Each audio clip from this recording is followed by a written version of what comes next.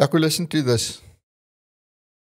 I employed an employee. He's been with me a couple of years. We recently introduced a policy, a drug and alcohol policy, that's saying that every Friday we are now going to test all our employees to see if you have any drugs or alcohol in your system. This specific employee, for the last couple of months, he's been clean. So he is on the final. So we gave him a final, and after the final, we implemented the policy. So the policy now states if you are found to be under the influence, you are going to be dismissed. In about November, we spoke to him. We said to him, you know what, if you have any problems, any alcohol problems, he didn't test positive, but we just had a chat with him, said if you have any problems, please go and see AA and ensure that you get help if you do have any alcoholism problems.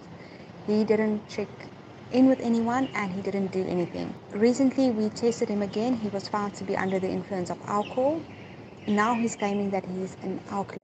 How do we deal with this now? He never before had a problem. He's always sober. This is the very first time. He now claims that he always drinks over weekends, and because he has a problem with alcoholism, it has now come to such a stage that he's drinking during the week as well. And that is the only reason why he tested positive. Do we deal with it as misconduct or incapacity? Okay, so in essence, the question is whether in this scenario, the employer should deal with this as misconduct or as an incapacity due to ill health.